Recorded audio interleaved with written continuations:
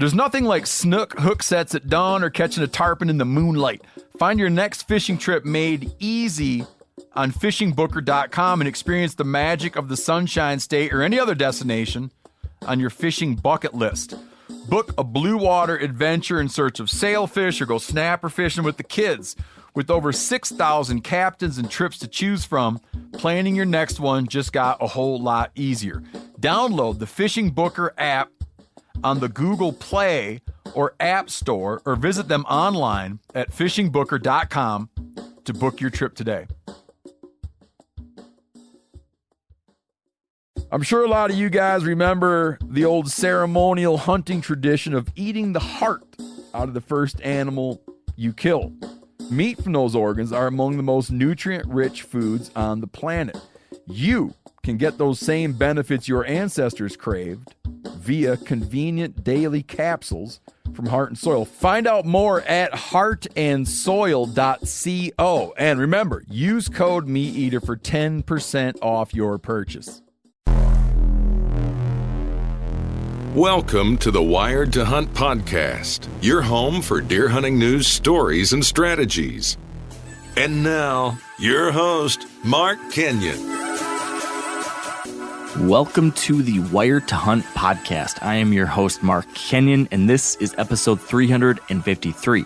Today in the show, I am joined by Hal Herring to explore what it means to be, and even how to be, a conservationist in a post-pandemic world. All right, welcome to the Wired to Hunt podcast, brought to you by Onyx. Today, my guest is Hal Herring. And Hal was on the podcast 5 or 6 months ago, but it was a very different scenario because Hal was actually interviewing me. This time I'm flipping the tables and I'm back in the interview seat. He is the guest. And if you're not familiar, Hal is the host of Backcountry Hunters and Anglers, their podcast and blast. He is a tremendous conservationist and advocate for wild places and wild animals. He is a writer for Field and Stream and a number of other outlets, and he's just become one of the voices and leaders that I have turned to and pointed back to and learned from so much in my own journey as someone who wants to be an effective conservationist and advocate, and I'm learning and growing and trying to make some kind of positive impact. Well, Hal is someone who's been able to do that, and I thought today we could pick his brain about where he thinks we're going now that we are heading towards some kind of new normal. The world has changed. We all know what I'm talking about. The last few months have been strange, scary, different, just different. And I gotta believe that means things are going to be different moving forward when it comes to advocacy, when it comes to sticking up for the environment and the conservation of wildlife and public lands and all these different things. So this is a different kind of conversation that we kind of go all over the place. We discuss, some of the things that inspired Hal to try to become someone who could advocate for these things. We talk about ways he's tried to funnel his frustration or anger or disappointment, discouragement, all these different things. How do you take those emotions? How do you use that for good? How can you filter all the stuff out there? How can you listen to what one person says and then the different idea from another person and then try to figure out what's true? How do you realize or learn what issues we should fight for and which ones maybe we step back from? How do we write effective letters or make phone calls that actually make a difference? How do we make a difference? It seems sometimes like, post something on Facebook, sign this petition. Does that do any good at all? Does anything that we as individuals do make a difference?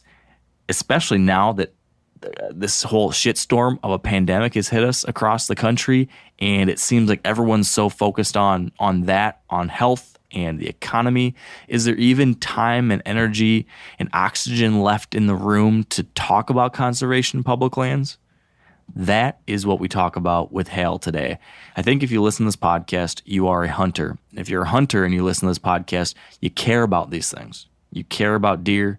You care about wild places. You care about wilderness. You care about water and air and dirt and critters, and you want to keep these things around. And the way we are going to do that is by figuring out how to be a conservationist. And now we need to figure out how to do that in this weird pandemic and hopefully post-pandemic world. That's our conversation today. I hope you will listen in. I hope you enjoy it. I hope you learn something from it or become inspired by it. I certainly was, and I'm ready to get out there and kick some tail. So without further ado, thank you all for listening, and let's get right to it with Hal Herring. All right, I am very excited to have Hal Herring with me on the podcast. Hal, welcome to the show. Thanks, Mark. Good to be here, man. Yeah, you had me on your podcast a few months ago, so it just seemed only right that I should return the favor and have you on mine. So it's nice to have the control again. I'm back at the driver's seat, which I'm used to. I bet. Yeah, that was a fun one we did down there in Bozeman. Yeah, which was cool that you were in within shouting distance where I could come down there and do that. That worked out great, and I had a lot of fun too. And man, it was fun for me to have this reversal of roles where someone's asking me about my perspective on some of these conservation or public land related topics. But the whole time we were talking, I found myself wanting to keep asking you questions. And so now I've got all these questions that I'm going to push at you. A lot of different things I want to talk about. It's a weird time right now in the spring of 2020, as you know, of course.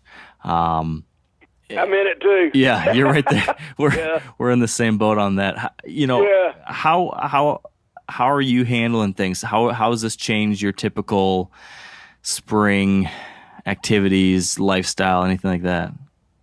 Well, at first it was kind of I was pretty relaxed about it because for one, I had more time to put in like a bigger garden, and I was kind of obsessively pushing the fishing season here. I got into fishing real early, and I almost, it wasn't like a vacation, but it was a time out of time sort of. Yep. And then it, as the drag on of that came in, I realized I had to get back to work, and I had to get lots of work done, and that was pretty hard. My kids were home. My daughter is fine. She's working, babysitting on a ranch. My son is cowboying on the Broken O Ranch west of town, but both of them were home, And then my wife was working at the library and keeping it open, but nobody could come in. And so it was just sort of it's as if the carpet underneath you was constantly shifting. Yeah, it's a good way to put it. Which is hard it's distracting. It is. You've been hard at work, though, still on some projects related to a lot of the stuff writing about public lands and whatnot as well, too, right? I am. I'm working on a book-length project on the public lands. Hopefully, it'll be almost as good as yours. I'm sure it's going to surpass. I've certainly been ransacking yours to see what new things I had to offer.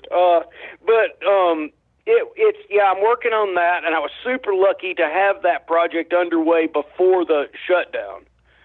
I did a Field and Stream story that I turned in right the 1st of March, and I came back from the SHOT Show, which was by all rights that Las Vegas should have been the epicenter of the COVID virus because it was the year of the rat, and it was on the same day that Hubei province was shut down that the SHOT Show and the Year of the Rat celebrations launched in Las Vegas. Wow. And one of the mysteries here is it's not an epicenter of the pandemic.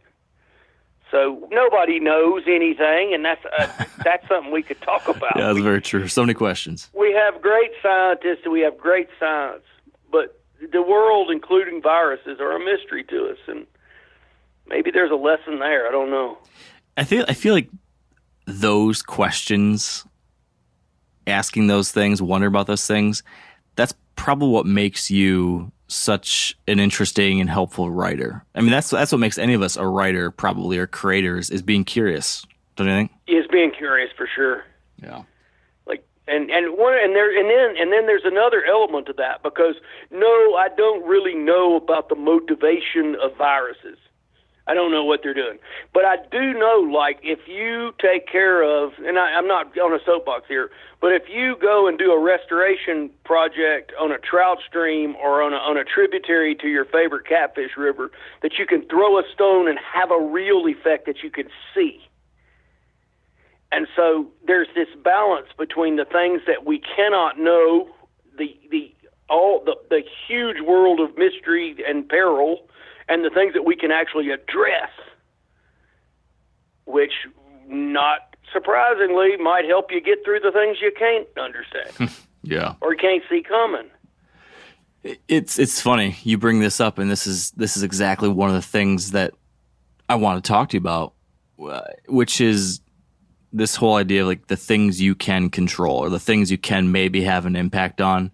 As someone who at a young age just fell in love with the outdoor world, it wasn't until I got into my 20s when I started thinking about, what my impact was on this natural world that I love so much. Yeah.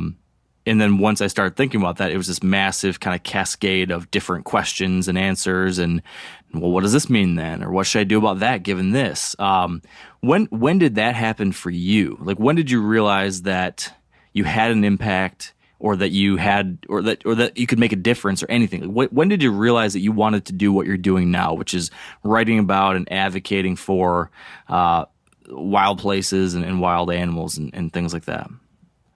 Well, I don't think I had a choice so much.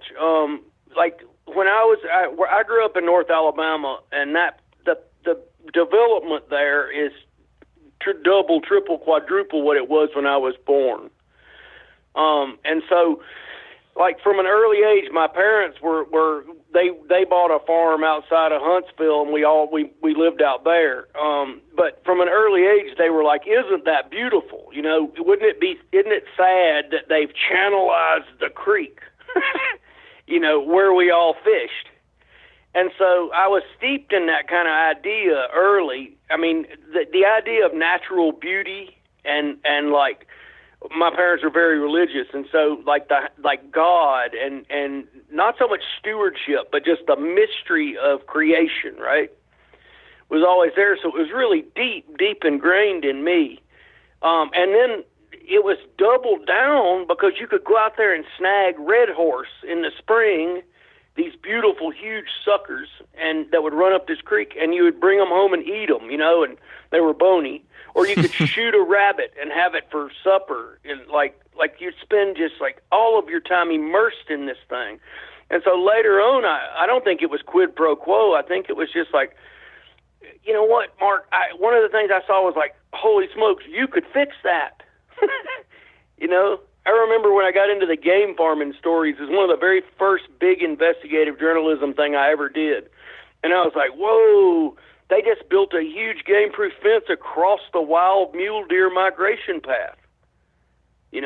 And so now what are the legal and ethical ramifications of that, right? All these mule deer showed up on the highway down at Darby and got run over. Mm-hmm. I mean, it's not funny, but you know what I mean? Yeah.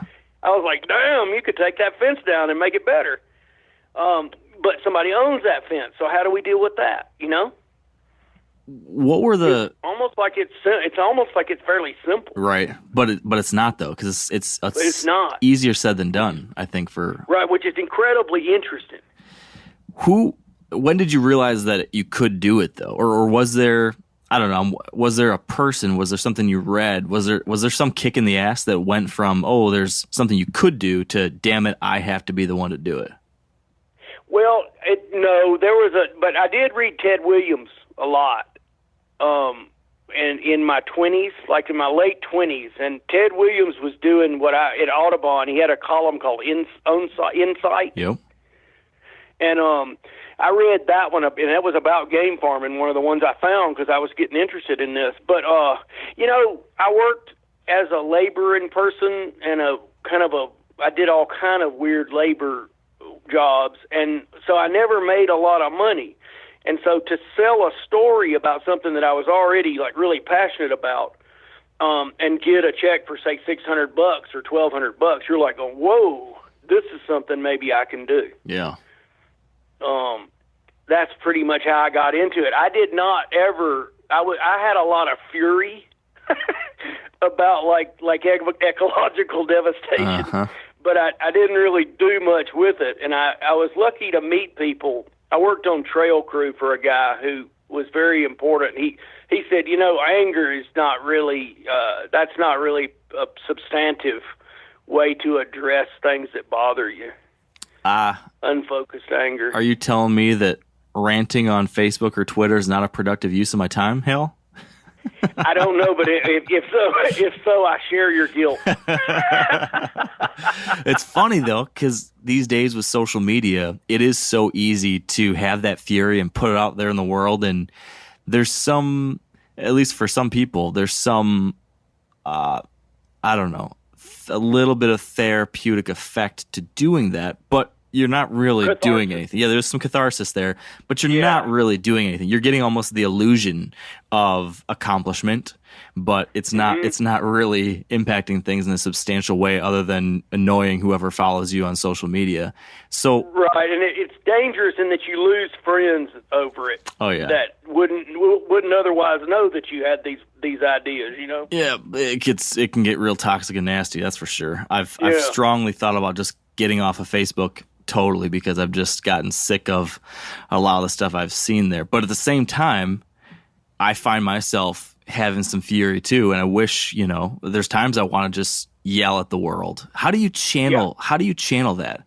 How do you figure out what to do or how to do something with that these days? Because when you and I were sitting there together in Bozeman a couple months ago, we talked about Edward Abbey. He was this guy who had a whole lot of piss and vinegar. He had some fury, and he found some positive ways to use that fury to impact change. And maybe he talked about some things that we wouldn't condone too. But how do we channel the good part of that fury and do good with it? How do you think about that?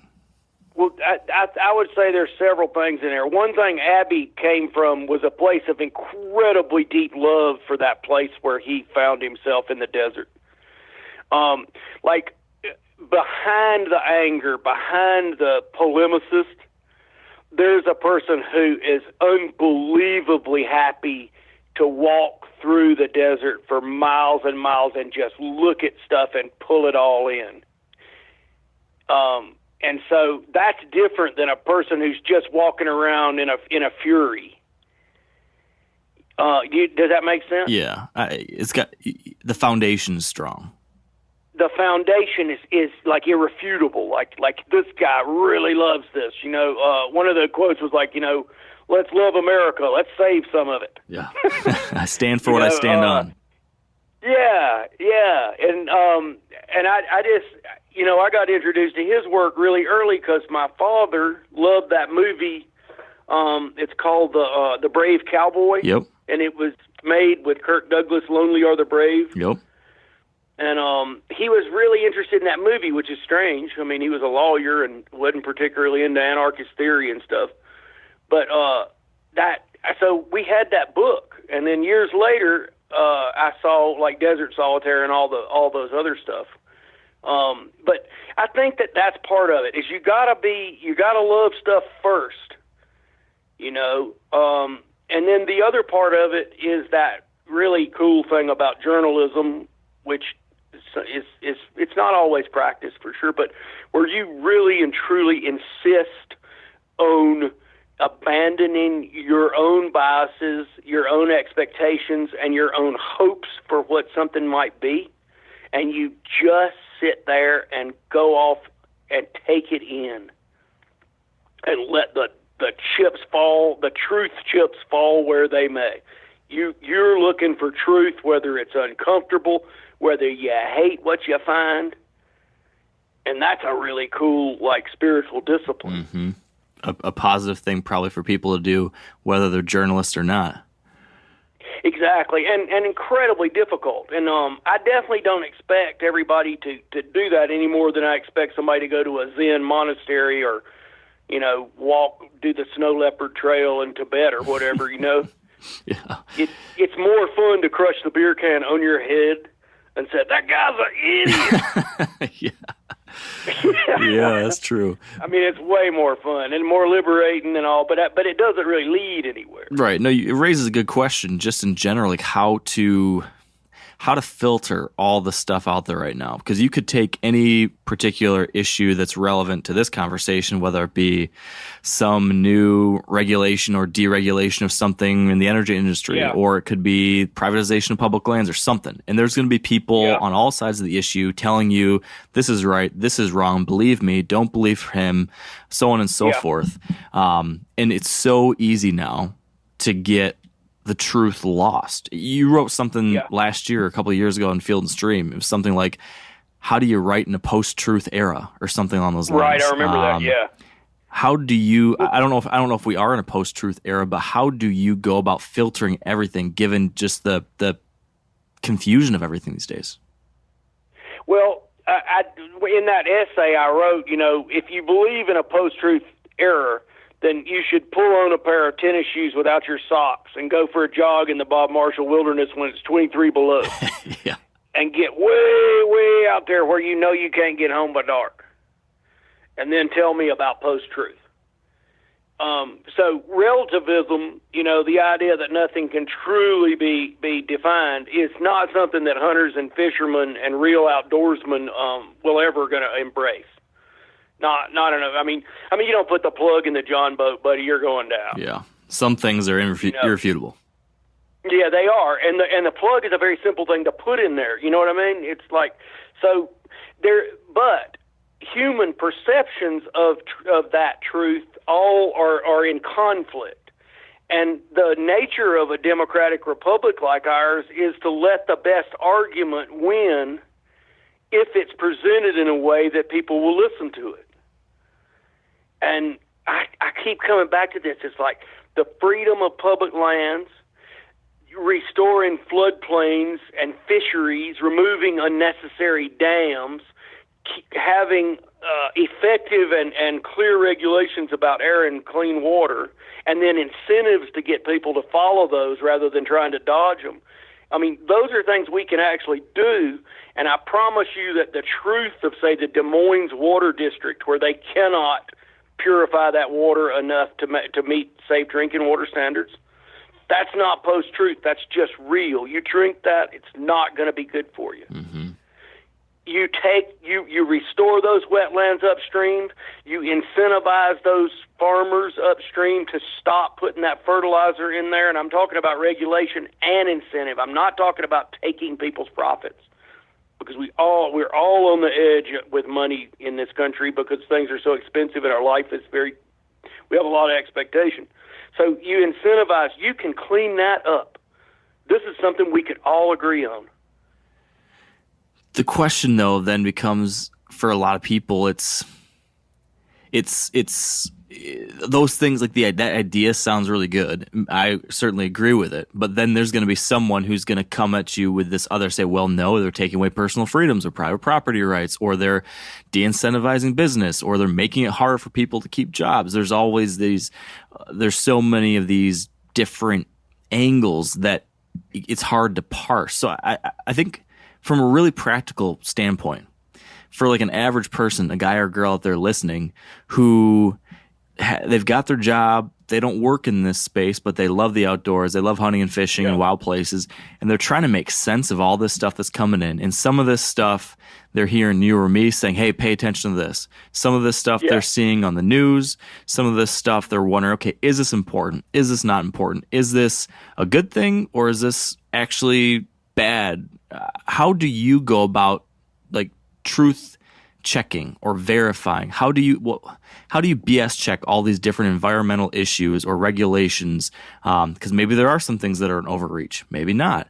Like, what's the process, the nuts and bolts process you go through to learn about, say, for example, the waters of the U.S. rule? Like, how do you go about and figure out, okay, how do I get an informed, clear perspective on this that can help me decide whether I want to advocate for it or not?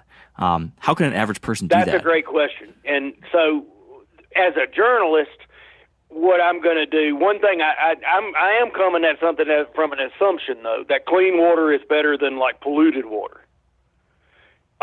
That is a bias I have. It's a reasonable assumption. Most people share that. Yes. You know what I'm saying? Most people share that.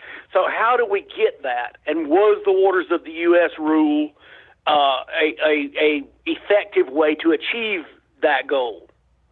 And the answer to that for me was I spent years, and nobody if you're a roofing contractor or a financial reporter or whatever, nobody's going to do this. So this is my job. I got paid to do it. You talk to everybody on all sides of that, and you're really careful with when in that one with the Farm Bureau, who was really against the Waters of the U.S. rule. I found people on both sides of that who are so for it or so against it to be less trustworthy than those who simply wanted the goal of clean water. Does that make sense? Yes. Yeah. And so you really get away from the advocates, the diehard advocates, and you go to people who have a more objective view.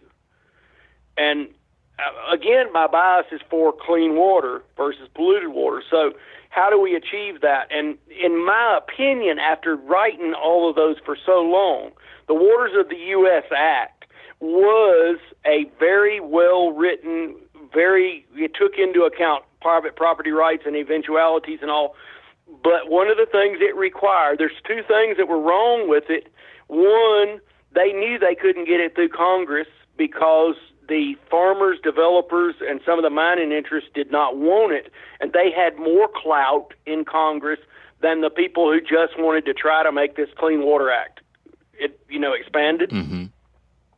And so they wrote it as a rule for the EPA. I can tell you there's a problem with that because we, the people, and our congressional representatives didn't get to look at that and pass it. Rules are very dangerous when put into place by federal agencies because they are the province of unelected, and I don't like the word bureaucrats because I know people who serve in those positions with incredible integrity and honor. But they are now in charge of imposing this rule on the people. It's not a law. My opinion is we should put the Waters of the U.S. Act through Congress, let everybody fight over it, and let's pass something however we can that will approximate it. Mm-hmm. But as it was, there were too many people who were convinced that it was stepping on people's property rights. Yep. Back to the everyman who's looking at this. What are some of the resources that maybe, like if I'm a listener and I'm wondering to myself, okay, I'm going to be trying to pay attention to some of these top level issues. When they come down the line, I want to try to listen to different sources. I want to try to get a informed opinion.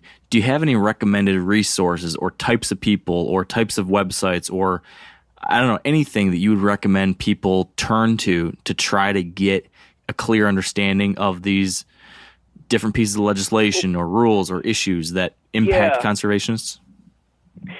So I'm going to say if you're a hunter and a fisherman and you really care about the environment that you hunt and fish in and that you pass on to your kids, I don't think it's a bad thing to go to an advocacy organization like Trout Unlimited and get their policy directives and say, and then look at those with the traditional grain of salt. This is their job. They're an advocate for the clean water.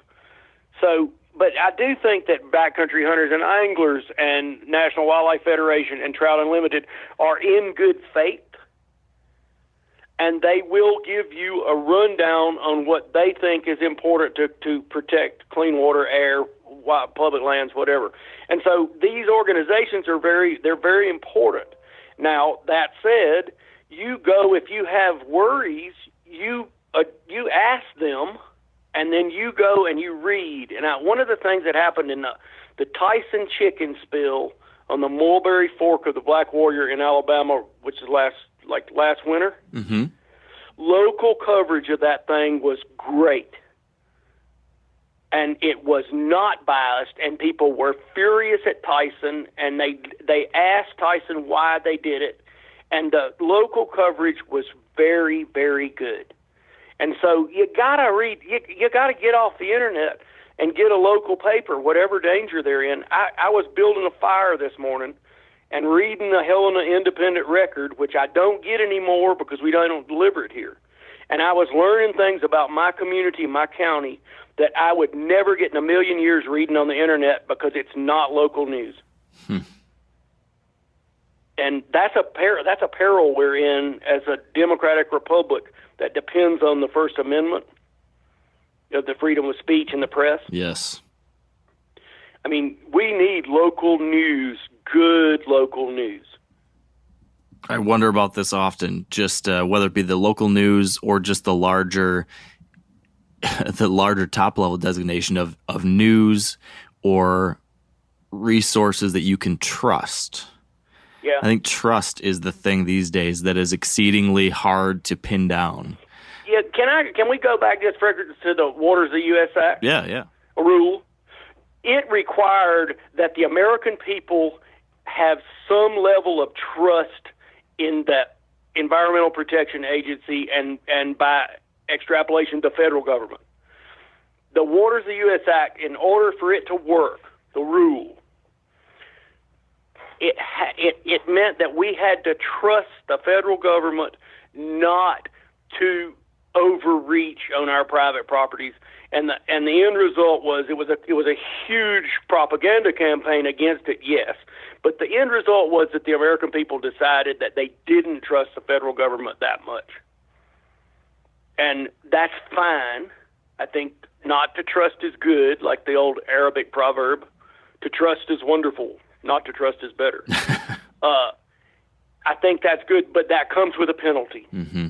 And your lack of trust in the government that you have can wind up running you towards a failed state model. Do you trust our government? I think that the government should be recognized as we, the people of and for and by, and it should be checked at every turn and asked if this is the right way. That's an exhausting process. Yeah, but necessary. But I think that the institutions are sound. Mm-hmm. You know, I think that the ideas are sound, but it may be a government of laws and not men, but men are administering those laws, and men, as we all know, and women and children are fallible. Mm-hmm. So within that context, understanding that we live in this world where there's all these things that are happening that are impacting the resources we care about, and we have a fallible government that is built on strong foundations in many cases, but does have people, imperfect people at different times in different ways that are we all. Yes, as we all are. So they are, enforcing or implementing these decisions that impact the thing we love. Yeah. Let me ask you this, and this is a very high-level, loaded question, but it's like the question so many people are trying to answer for themselves, I think, right now, which is how to be a conservationist or how to be an advocate. There's a lot of people that have got an Instagram profile these days, and it asks for your title or whatever these things you are. People will say, "I'm a hunter. I'm a conservationist." How do you become a conservationist, or what are the things that you should be doing or can be doing or should be doing a better job of to truly be that participant, that citizen participant that impacts these things we love so much? There's the generic stuff. I know, like, make your voice heard. I know that you should participate, but what's the nuts and bolts, real stuff we can do? I tell you, there's a guy, and I've never personally met him. His name is Justin Schaff. He lives out in Glasgow, Montana. Mm-hmm. And they were working with backcountry hunters and anglers to remove these old, decrepit fences throughout all this antelope corridors out there in eastern Montana, north of Fort Peck. And I was working, I've got other stuff, but I think that's the kind of thing. Cleanup days, I see it through BHA a lot, but there's that Gunworks down in Utah, and they do those range cleanups on public land. Uh-huh. I think that's the fundamental. That's the 800-foot level stuff. And one of the things we had when we achieved the greatest successes in conservation and wildlife in American history, in world history, is we had all of these strange sportsmen's clubs all over the United States. And people went there and they drank coffee and they discussed the Ravalli County Sportsman in Montana was this huge engine of change for good. We have them all over. We still have them, but the average age in there is like 66, you know. And I don't know if we'll ever have that again, but we do need to join with people who have like goals and like passions and remove fence from Antelope Range, clean up the Black Warrior River for trash day. And then those people brainstorm as citizens in the United States of America uniquely do, and they say, what do you think the next big thing we should work on is? Now, a lot of you guys are familiar with the old hunting tradition of eating, some organ, the heart or a chunk of liver off the first animal you kill. I had that when I was a little kid, and it was a big deal.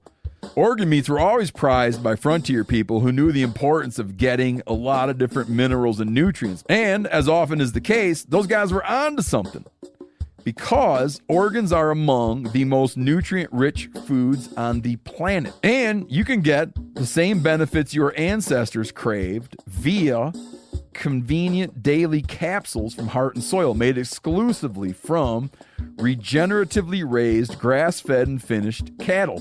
Heart and Soil's unique freeze-drying process means all those important nutrients are trapped in, ensuring you experience every one of the benefits of nature's superfood in a clean, convenient, taste-free capsule. Find out more at heartandsoil.co. And make sure to use code MeatEater for 10% off your purchase. That's heartandsoil.co. Use the code MeatEater. There's nothing like snook hook sets at dawn or catching a tarpon in the moonlight. Find your next fishing trip made easy on fishingbooker.com and experience the magic of the Sunshine State or any other destination on your fishing bucket list.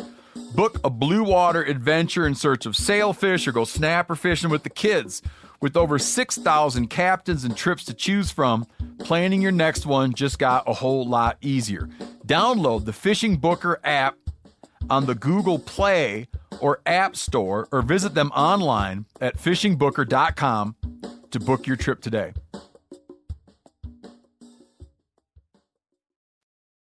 What do you think about the nuts and bolts of some of the influence buttons we can press? So we can do on the ground work, and then the next thing we can probably do is try to influence decision makers. And so if I'm thinking to myself, what are my mediums of influence? Well, I can show up at someone's office, I can write a letter, I can place a phone call, I can sign a petition, I can post a rant on Facebook. Maybe those are like the 5 I can think of off the top of my head.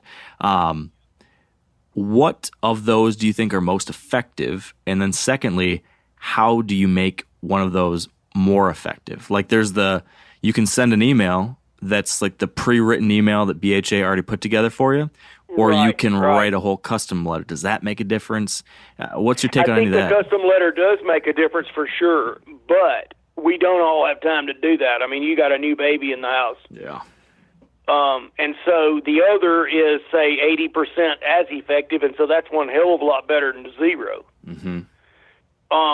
And here's the thing I notice. I have, and I do not really have a political bias. I've never fit in a party, but I do think that politicians who do not listen, say congressmen who you write the letter and nothing happens, or people all show up at the public meeting and the policies coming out of that office don't change.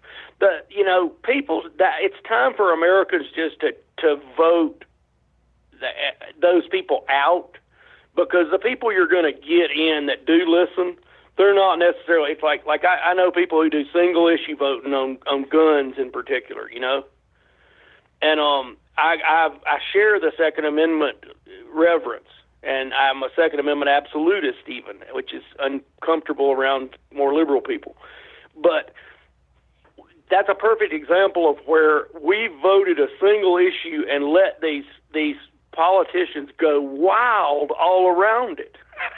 Yeah. I mean, why does the GOP, why does the Republican Party of the United States have a privatization of public lands paragraph in its platform?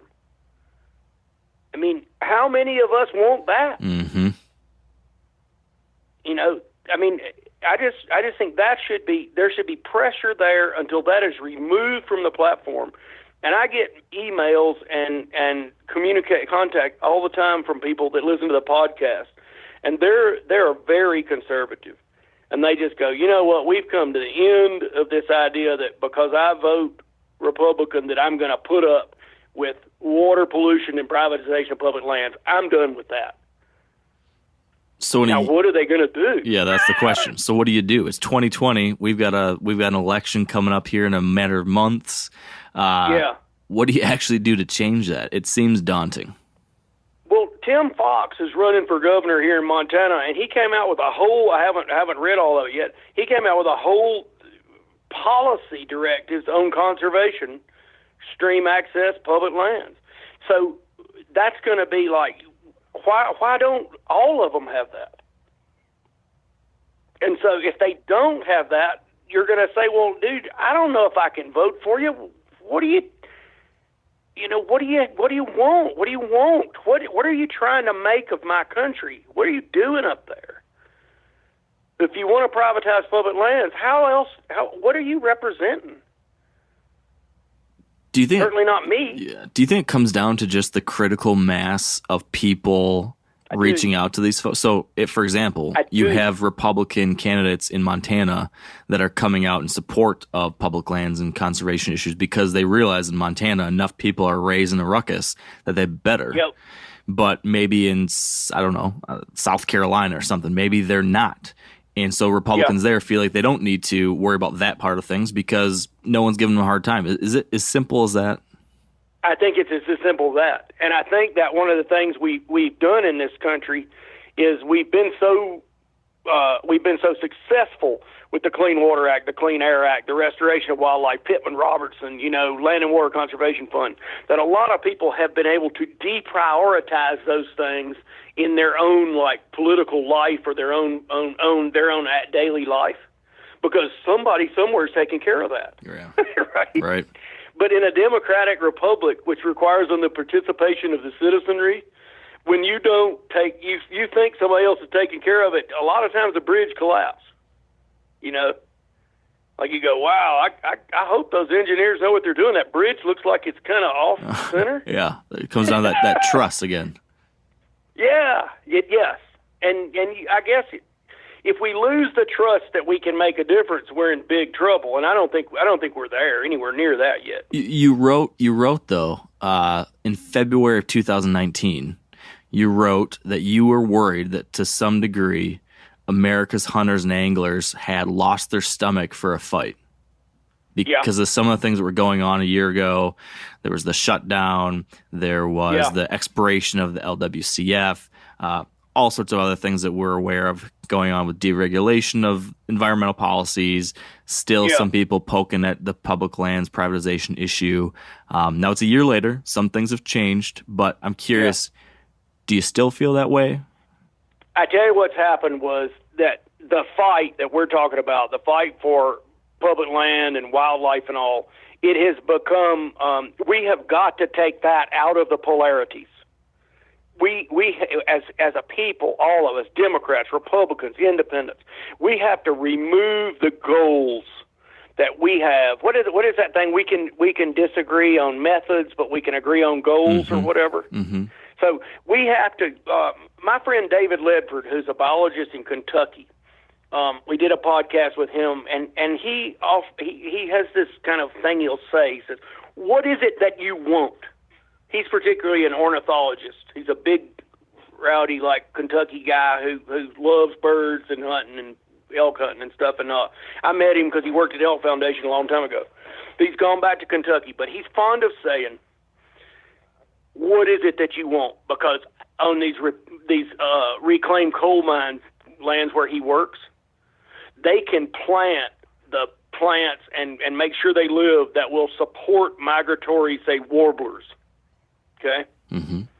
And he said, but people tend to look at it landscape and go, I just want it to be thriving and healthy. I want everything. I want a lot of things here. And he goes, you got to have goals. And one of the things you could say was, would you rather have clean water or polluted water? We'll argue about the methods, but we're going to hold on to that goal. And I'll tell you what, if you have a politician who doesn't care about whether you get polluted water in your well, and there are these politicians out there, buddy, or not, that guy needs to be voted out. Mm-hmm.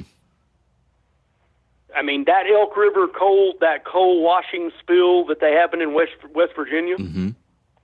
one of the reasons that was so devastating to the water intakes for people downstream was that their wells had already been contaminated for generations and couldn't be used. Now, somebody's not voting their best interest there. Right. And yeah, I mean, we've got to decide what it is we want. And I often ask people on the far right, especially, I say, what would it look like if you had your way completely? And, you know, most people don't really have they can't answer that question. They know what they're against, but they don't know what they're for. And I go back to my childhood. It's like, I always knew what I was for. It was like to take my kids down to the creek and catch brim and shell crackers and see a freaking deer or a water snake or a queen snake, which were really rare, go by, you know? Mm-hmm. It's funny. To experience creation.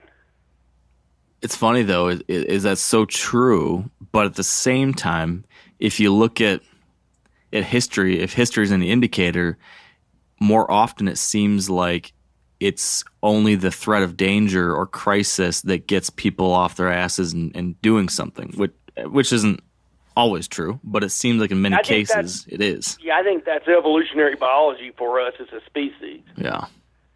You know, like when the dire wolf is not outside the circle of fire, people sing and they dance. I was thinking about that Year Zero or whatever that is with Jack Black. Yeah, I haven't seen that in a long time. They're having that dance. You know, he's in love with that whatever that gal is dancing. Oh, man. Then he tell her to hit her on the head with a club and all, and he hits her, and he's like real weak, and she's like, ouch. But like when they're not being attacked, people tend to go into like neutral, which is, you know, normal. Well, it's funny. But we're smarter than that. It's funny, though. Are we, though? Because I feel, so take this example. The Quality Deer Management Association is representative of deer hunters across the country. It is the most highly participated in type of big game hunting. There's more deer hunters out there than anything else. But when you compare membership to that organization to something like DU, Ducks Unlimited, or Pheasants Forever, they have a dramatically higher membership of those other species. Now, one of the theories is that deer hunters are kind of resting on their laurels because we're in the glory days of deer. Deer hunting's great. We don't have a wolf at the door, while ducks or pheasants have had more recent concerns. And so there's this urgency. So I don't know about that. Remember, Howard Vincent told me, who's the head of Pheasants Forever, he said or Bob St. Pierre might have said this, he said that one of the biggest problems is like when upland game birds are up and everybody's got the dogs and they're having the time of their lives hunting, they let their membership lapse. Mm-hmm. Yeah. He said it's amazing how you can chart this. Like when times are good, everybody's like, yeah, it's going to be good forever. Yeah. And then when times are terrible, they're all like, we got to do something. I think I'll join up. Yeah. Well, the same thing's true of the Second Amendment, right? You look at absolutely. That's exactly the same correlation with gun sales and administrations and NRA membership. I'm sure it's tied to, are you worried about losing your right or not? Yeah, for sure. And can't you all relate to that? You know, you're like, okay, that's one less thing I got to worry about. Yep. You know, I mean, I can't remember how much these tires I put on these 12-ply tires I put on the 4Runner. Like after we had a series of flats, I was like, whoa, those things are, I don't know how much they are, but they're so much money I couldn't believe it. I got to worry about that right now. Yeah. And so I get it. But, I don't think, We have such a good track record, Mark. I mean, really, up until now, and maybe it's just because I'm paying attention. This is my time. You're paying attention. This is your time. Especially you've got younger children than I do. But like, we have such a good track record.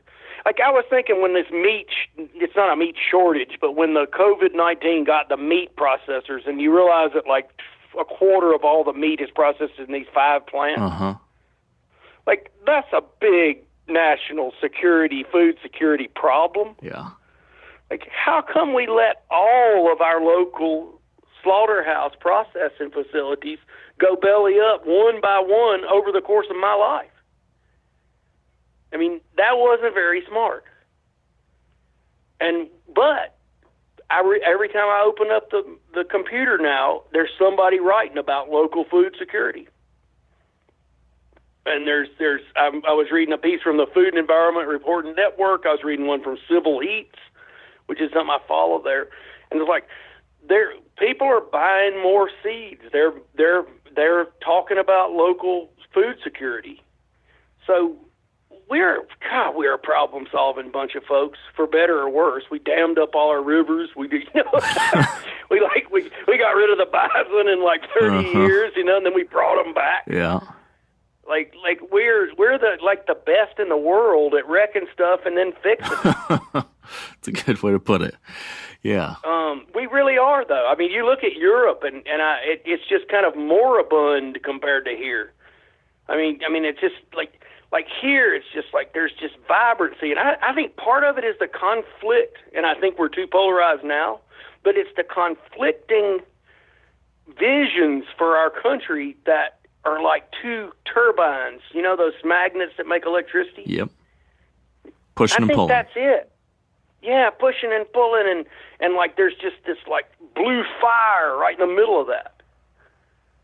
Obviously, I'm a kind of a uber patriot or whatever you call it. This is the most interesting place I've ever been. Well, it's interesting. That fire is either what you harness and it runs the turbine, or it destroys it. It explodes from within. Exactly.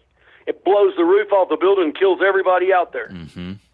Yep, that's exactly right. How do you see what's going on right now with COVID-19 and all the ripple effects? How do you see that impacting the future of our conservation battles? Once again, I think we're in a wobbly place where, one, I'm extremely concerned about the amount of money that I don't know where it comes from that's flowing out to everybody from the poorest to the richest. I don't know where all that money's coming from, but I do think that we're going to see a consequence in federal land management and the privatization movement as a result of this deficit that we're running up, okay? So you're saying a couple of years from now the bill is going to come due and people are going to look to our public lands to pay it? Probably. And they're also going to, if we let them, then we're going to see, like, people go, well, we just can't afford to do the EQIP, Environmental Quality Incentive Program, which is a fantastic program, by the way, by the NRCS to protect and buffer watersheds. We just can't afford that anymore. And I'm like going, whoa, wait a minute, buddy. How much is it going to cost when Des Moines is flooded or St. Louis is flooded out again? You know? So we're going to have to insist on a more rational, environmentally based economics and budgets, or else the low-hanging fruit is going to be everything that we love. Mm-hmm. And that concerns me. Big problem. Yeah, you know, it's funny. Another one of the things, and that makes a lot of sense, another one of the things that I've been wondering about is we have this storm of current events going on related to the pandemic and the pandemic response and the economic impacts, et cetera. And it's all consuming. It's like a hurricane that's all around us, and it's all you can see. It's all you can hear. Yep. You walk outside, you get slapped in the face by the rain and the lightning. And underneath all of that, though, other things are still happening. there's been a relative slew of different policies being put into place, or environmental protections being removed, or different rules being put in place that are impacting our wild places that are very much so flying under the radar right now because they can. And I've been reading stories how some people are kind of racing to get certain things done underneath the cover of COVID darkness so they can get away with this stuff while nobody can really put much energy towards it. Is that something you're seeing? Is that something you're worrying about? Is there any truth to that? I think there's some truth to it. I'm not worried about it. And here's why. The initial paradigm, the American people have said that they don't trust the federal government. They bought into this Ronald Reagan view that says the government is not the solution, the government is the problem. What are the 12 scariest words in in English? I'm from the government and I'm here to help you. Okay, we bought that. Okay, and dig this. We bought that in spite of Teddy Roosevelt and Franklin Roosevelt and all of the millions of bureaucrats who've done their jobs and made things good in America. We bought that idea. We bought that narrative. Ronald Reagan was the first to articulate it. And somehow now we've said all of this deregulation that the Trump administration is doing is nothing different than what the Republican Party has been saying all of my adult life they wanted. And so do I worry about it? I do not, because you get what you demand. You get what you say you will stand for. And if the states now, they say 10th Amendment, the states' rights are going to do it. Well, you know, where I grew up, states' rights was a rallying cry for Jim Crow law and all that stuff, which obviously needed to change, right? But I do think that 10th Amendment is an important thing. My belief, my hope, is that the people of the United States will get away from this hatred of the federal government while they get the mail and drive on the interstate highway system and do all the things, enjoy all the benefits of having a functioning federal government, but that they will hold the states more accountable for managing the environment, air, you know what I mean? Like that this could be a positive thing while we recognize the benefits of what we had pre-Ronald Reagan.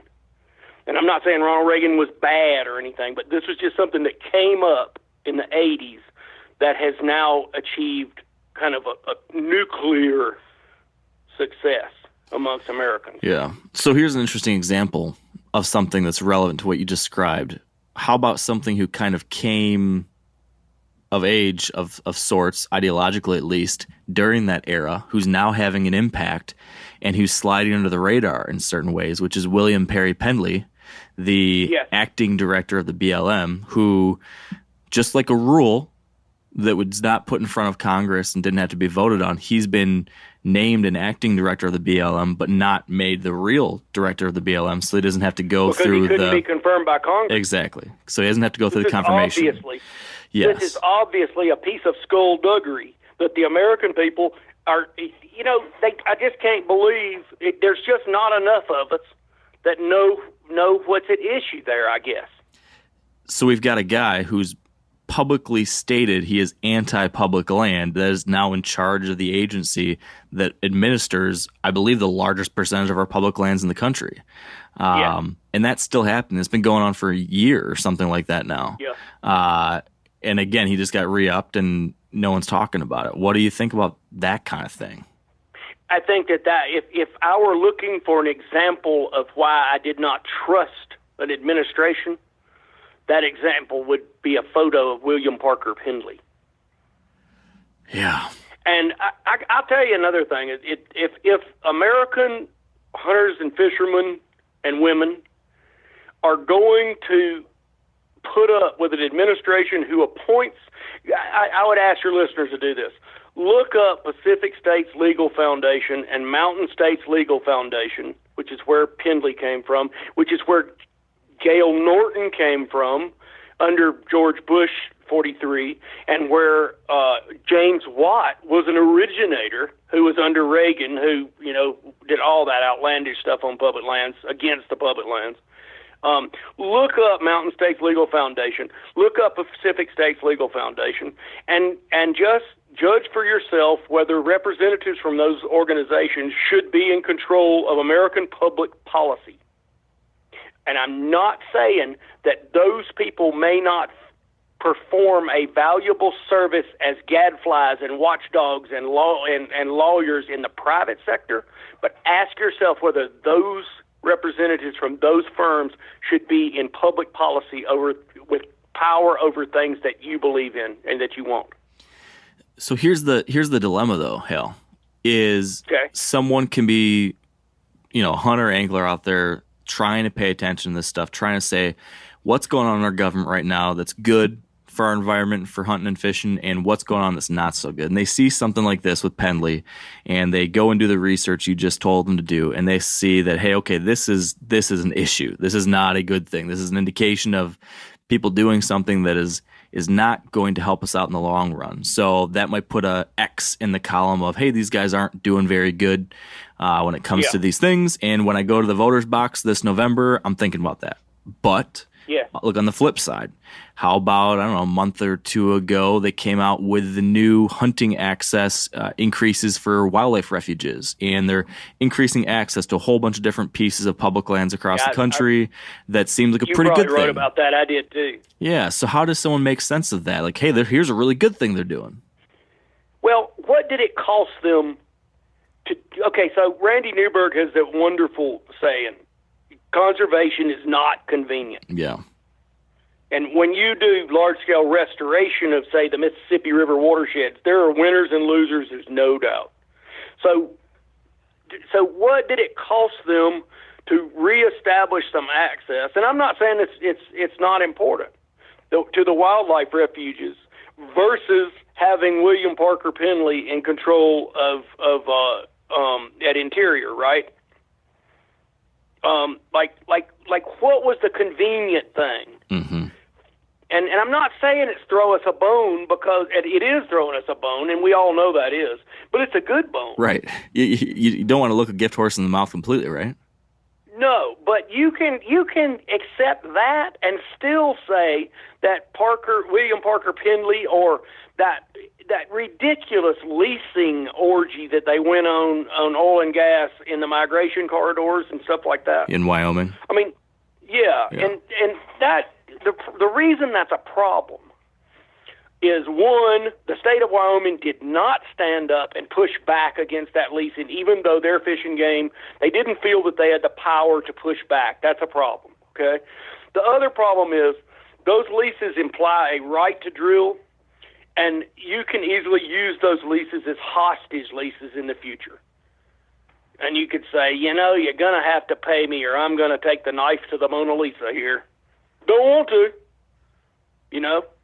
And so those leases should have been considered and debated and discussed for a long time.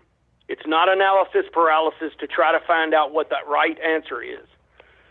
And when you see people doing fire sales of public assets, people should be paying attention and say, whoa, Nelly, let's hold on. And then you say, holy smokes, look at who's conducting this fire sale.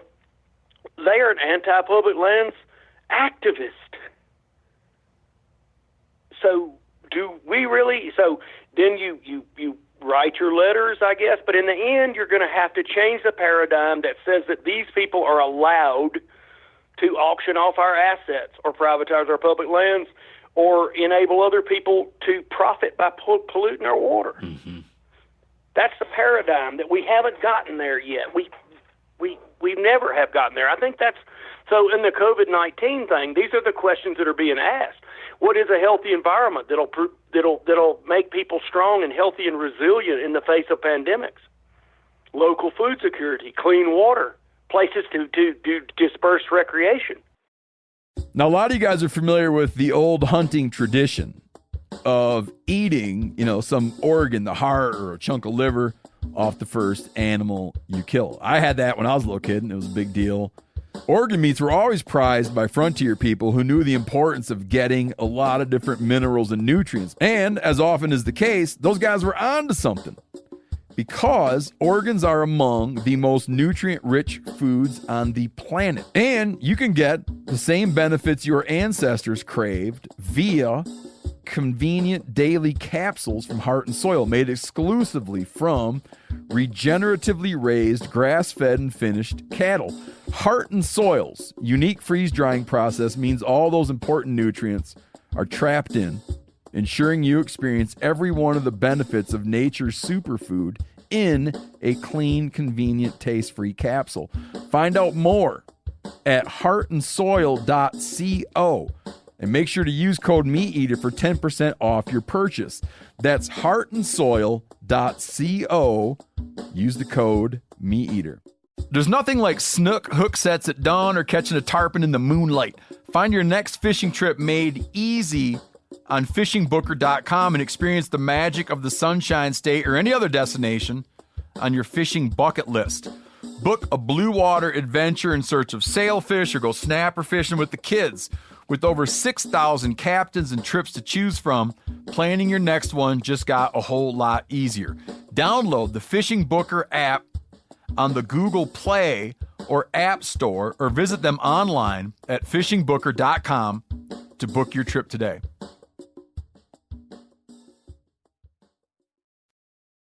Another question that all this has got me asking, and it's right in line with some of the things you described there. You identify something like a fire sale. You see an issue that, hey, there's something going on here. We need to do something about it. So there's the wolf at the door. Or the flip side, we'll see, hey, here's an opportunity. Here's something that was proposed. It's a great idea. It just needs our energy behind it. So you've got one of those two kinds of things. And then we, as a at-home conservationist that wants to make a difference, we now know, okay, I can call, email, whatever. My big question is, during this time with the coronavirus consuming so much of the oxygen in the room, are we blowing, what's the word I'm looking for here? Are we wasting our time trying to honk the horn at that stuff right now because there just isn't any oxygen in the room? Like, when's the timing right? When do you think that we can start pushing on these things and have the politicians actually be able to pay attention? I'm just worried, like right now it seems like no one can focus on anything else because of the crisis. They can't, and that's true. But now is the time for people like listening to this podcast to start saying, like, okay, let's again, Americans, I think, as a nation, we're the greatest problem solver in the world. You know, there may be some hunter-gatherer band somewhere in the Kalahari or something that's better than us, you know, the day-to-day. But as a nation, we're the best. So what are the things that we need to solve? What are the things that have the cold light has been cast upon them by the COVID-19 pandemic and by the government's response to it? Okay? I mean, one of the things, and we could go on forever, and I know we can't. So one of the things that's very disturbing to me is that we had government directives, powers, that left the Home Depot and some of these huge businesses open while local businesses were forced to close. Yep. One of the things that really bothered me is that we have entered into a regulatory state that discourages small farmers and small meat producers from supplying local communities, while the larger entities have taken over all the markets with predictable results, by the way, like importing beef from other countries and paying our people less, you know. Illegal labor in the processing plants where people are getting hurt and they don't know about OSHA and they don't know about the rights they have as Americans. I mean, the largest entities are grabbing stuff, and that's true, and it's terrible, and it's bad for our national security. But in the long term, we weren't noticing that before COVID-19. And so now is the time to start paying attention and perhaps listing the things that you as an American citizen see that obviously millions of us could do this. This would be incredibly valuable. Mm-hmm. Did you use that state park to take your kids out during the pandemic? And where would you have gone if you hadn't had it? And wasn't it paid for by Land and Water Conservation Fund? Yes, it was. Yeah. You know, did you take them down to go fishing like I was catfishing my mind out this spring? Like, I wanted fish. I wanted to get a bunch of fish. I felt food insecure. I had 6 deer in the freezer, but didn't get an elk. I called a local rancher about getting a cow. It was available. I relaxed on that, you know. There probably were a lot of people, though, turning to some of these outdoor resources, whether it's food security or recreation, and it has shined a light on some of these things for some people that maybe wouldn't have normally paid attention as much. I saw it everywhere. I just in fact, I mean, there was days where I was really kind of ecstatic because of all the things I was seeing people questioning and pointing out. Holy smokes, thank God we got that. I mean, everywhere I went, and there, by the way, I know there was a lockdown and quarantine and all, but there's like enormous numbers of people around where I live enjoying their public lands. Yeah. They were making me nervous, but hey. Man, it was one of those times when I really wished I lived closer to public lands. I always do wish and appreciate it, but this is one of those times it was visceral, where we weren't supposed to travel long distances, we weren't supposed to cross state lines, we weren't supposed to do all these different things, and I'm stuck in a place right now where there's not any public land. We couldn't go hiking, there wasn't good fishing, you know, I couldn't go find black bears or anything like that. I was stuck wishing I lived where you live, Hal. And I bet you there are a lot of other people that are in big cities or in similar circumstances wishing, man, maybe there's something to be said about some of these places and some of these resources that we have. I think it's very possible that this represents somewhat of a seismic weather change in American consciousness about that very thing right there. Yeah. And whether that means that land in Missouri is going to be more expensive as people like rush out to try to become food secure, you know, which would, I don't know what's positive. And then rural America has been in free fall for the last 30 years, you know, maybe we could use a resurgence of people moving to rural America. Yeah. I wonder and I hope that if this thing keeps tracking in a hopefully better direction and we're able to get our politicians to have their energy dispersed a little bit differently, I'm hoping that this can be an opportunity to get something like the Great American Outdoors Act done. Yes. Because that's such a clear, there seems to be such a clear connection between, hey, you appreciated that state park, your city park was that one place you could go and enjoy yourself safely. Yeah. Or the national parks that are reopening now, that's somewhere you can safely go, hopefully safely go. And I hope that we can have the energy and the attention to push something like that through.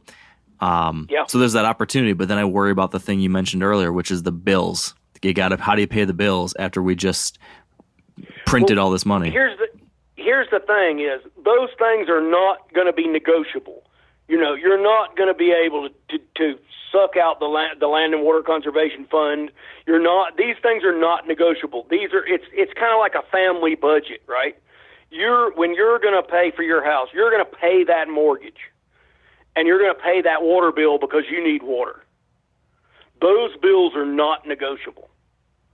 And the idea somehow that our freedom to roam on public lands or to have a state park to take your kids or to swim in the creek or catch fish for dinner, the idea is that those are the low-hanging fruit that people can just slap with a freaking stick whenever they want, that's what we got to change. Yeah.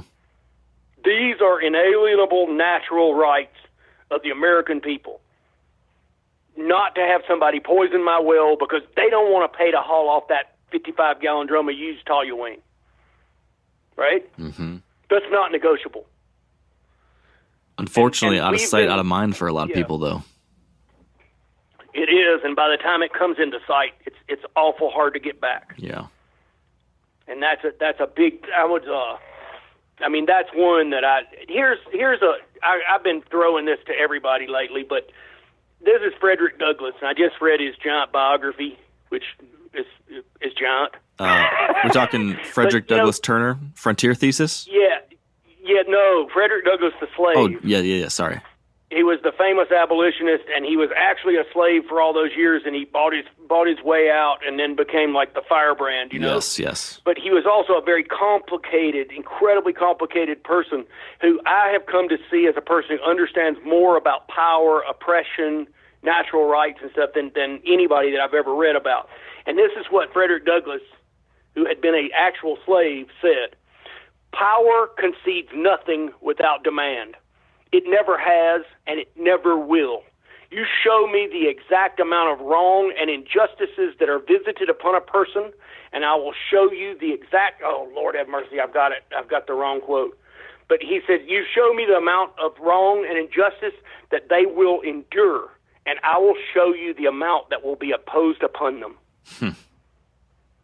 So if you think public lands are negotiable because other things are more important to you, you should ask what those other things are. Does that make sense? It does. It does. How do you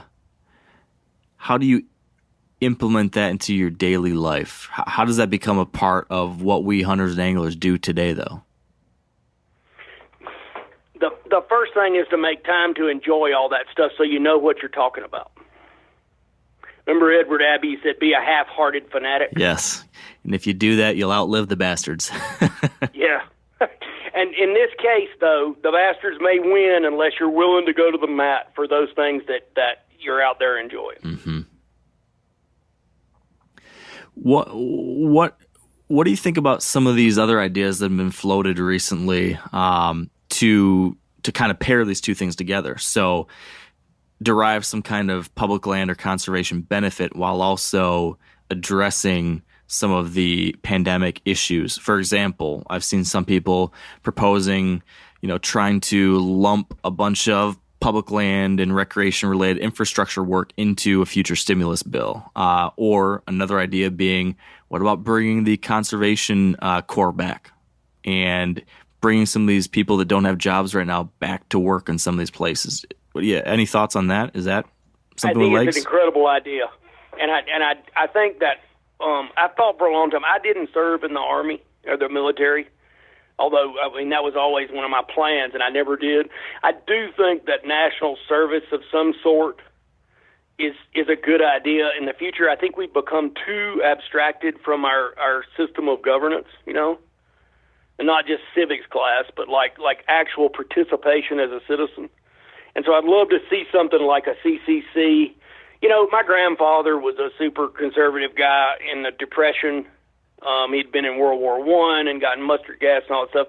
And he hated, the WPA, the We Poke Around, and all that stuff. Mm-hmm. But in long term, those things were good ideas. And I understand that, like some people are going to object to that and hate them because they're a government program or whatever.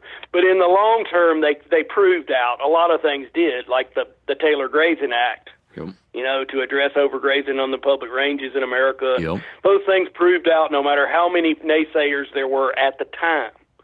So I think those things are incredible. I guess we're going to be able to fund them, like if we're going to be giving people money anyway, I imagine this infrastructure project, especially as addressing floods in America, which are increasingly disastrous to our budget, our economy, because of federal flood insurance, and to our water quality and to our fisheries. I can imagine these enormous restoration projects that put people to work doing something incredibly positive, and we balance that out with the private land owners. What they want too, right? Because a lot of these tributaries are on private land, and I could just imagine. I can imagine an America that works better than it ever has because of the knowledge we have right now.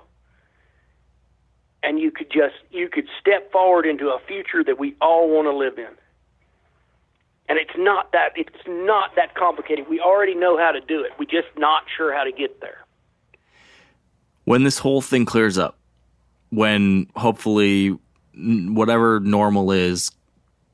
new normal is, I guess, is now, whenever that is, we're able to get back at it. And hunters and anglers, we're out there doing our thing. If I gave you a magic wand, Hal, and I said that you could have 2 wishes that you could make 2 things that we will do differently, or 2 actions we will take, or you've got these 2 wishes on hunters and anglers to help address some of the things we talked about today, to help us become better conservationists for the future, to make that new, brighter future reality.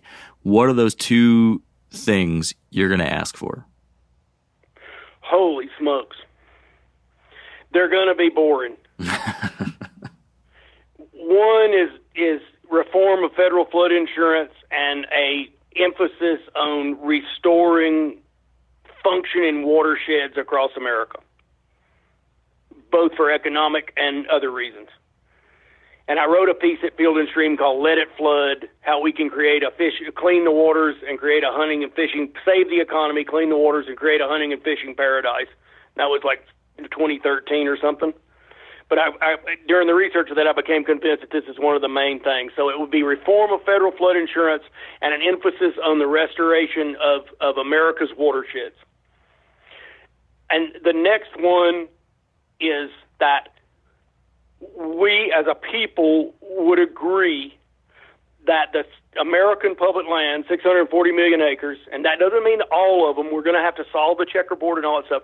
But we hold this as an asset in common, and we're going to use this asset to prioritize this asset to build ecological and social resilience into a future that we can't imagine. And those 2 things right there will not solve all our problems by any means, but they'll solve one sector of them. And in that ecological resilience building and access and CCC operations and tree planting and erosion control, we're going to see an economic boom in rural jobs. And man, the sky's the limit on the positive here. I'm going to give you one more wish, because I like where your head's at, Hal, and I want to give you more opportunities for good. I'm going to give you one more, and that's for me, or for someone listening, to Bob, Joe, Jill, whoever's listening. You're going to give us one to-do item, one thing you want us to do when we get off this podcast. Okay. What are we doing? We are going, first thing I would say, we're going to go fishing or hunting or swimming. Good idea. But I'll throw you a 18,000 footer. We're going to change a political paradigm in the United States that says that our environment, the health of our children, and our freedom to roam, hunt, fish, enjoy the American landscape is not negotiable by any political party. And if you believe that these things are not important, you belong out of public service and back at Mountain States Legal or at your roofing business or trade in real estate in Dallas or whatever. If you believe those things are negotiable and that you somehow can deprioritize those things, you're not going to be elected to office. And it's on us to make sure that our politicians then are accountable for that, huh? They're accountable for it and that they know we want it. There's one of the politicians said it. It was somebody in Montana. I can't remember who it was. They said, "Whoa, this is a great idea. Now make me do it." Yeah, that's it right there. Make them do it. Yeah, because he's got to listen to everybody, and there's other people saying things that aren't good ideas, but if they say them louder and they say them more often, then he gets it. Let me throw you one last off. Frederick Douglass. If there is no struggle, there is no progress. Those who profess to favor freedom and yet deprecate agitation are men who want crops without plowing up the ground. They want rain without thunder and lightning. They want the ocean without the awful roar of its many waters. Power concedes nothing without a demand. It never did, and it never will. Find out just what any people will quietly submit to, and you have found out the exact measure of injustice and wrong which will be opposed upon them. And these will continue till they are resisted with either words or blows or with both. The limits of tyrants are prescribed by the endurance of those whom they oppress. That's good stuff right there. It is. It's called, it's 1857, Frederick Douglass's speech called "If there is no struggle, there is no progress." Wow. Well, I think that's appropriate marching orders for us to leave on, and know that we cannot allow ourselves to be oppressed in our natural world and our wildlife and wild places. If we want those things protected, if we want our public lands to remain available and healthy for ourselves, our kids, our grandkids, it's on us. And we're not going to stand for those things to be ignored, or they're not negotiable. Non-negotiable. I like it. Yeah. Well, I think what I'm going to do then, Hal, with that set of orders is I'm going to just place a phone call, leave a voicemail with my senators saying just that. Just saying, hey, you know what? You can't have either or. You can't be good on this thing and not so good on the other. I need you to support this stuff. And if a whole lot of people did that, we'll find somebody that will. Yep. I mean, Florida is a great example. You know, like they're doing. They have a disaster in the Everglades. They have a disaster south of Lake Okeechobee. It's a huge mess, and everybody's conflicting and throwing rocks and stuff like that. But they're actually working, and it's not a political thing.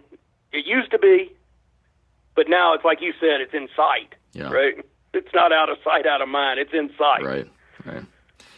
Well, Hal. Mark, thanks a lot, man. Hey, I really appreciate you taking the time to do this. This has been fun. You are always someone I can turn to for inspiration and insight, and I cannot wait to see this book that you're working on. I can't wait to read it. It's going to be awesome. I know it. I just wish it was here sooner. I want to read it right now. I wish you were done already. Me too. I'm sure you probably do too, yeah. As a person who's written a great public lands book, I can tell you for sure, me too, buddy. Oh, yeah.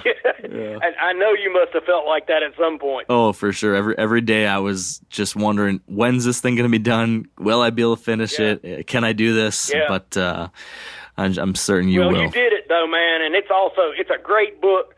And I've handed it out to anybody who I knew needed it. I appreciate you doing and that. A lot of people who had to read it anyway because I've put it on there. Well, thank you for doing that. And Hal, if people want to follow along with what you've got going on, or read your work, or want to stay tuned to when your book does come out, how can they do that? How can they see what's going on? Right now, I've got my website, which is halherring.com, and I've got the BHA podcast, which I hope that people are listening to. And I'm told that once I buy a smartphone, that I can have this Instagram account that I'm going to use as I travel around the country working on the book. But I don't have that yet. So the way to follow it now is either a lot of stuff is archived on the website, or just through the podcast. I give sort of sometimes I say what we're doing. I'm not a Luddite by it all, at all. But I'm really behind because I have such a short attention span. Well, and the fishing and hunting, it takes over my life at times, really, perhaps in an unhealthy way, like I'm gone. Well, I think you'll die a happier man because of that than otherwise. Maybe. Skinnier anyway.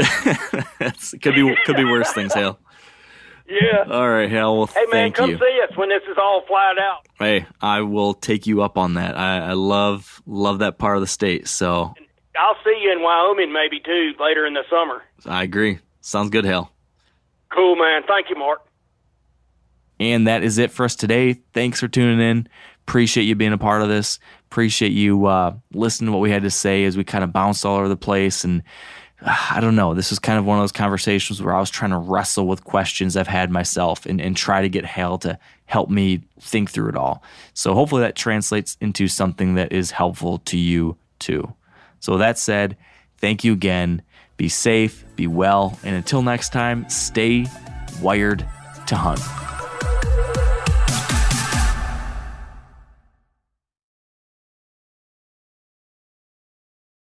I'm sure a lot of you guys remember the old ceremonial hunting tradition of eating the heart out of the first animal you kill. Meat from those organs are among the most nutrient-rich foods on the planet.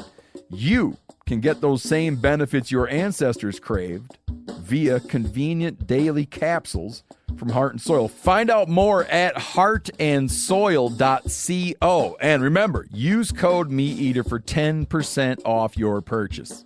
You ever get that feeling the walls closing in, the concrete jungle suffocating you? You crave some wide open spaces, the chance to connect with nature, maybe in a spot all your own. Well, head over to land.com. They've got ranches, forests, mountains, streams, you name it. Search by acreage. You can search by location. You can search by the kind of hunting and fishing you're dreaming of. Land.com. It is where the adventure begins.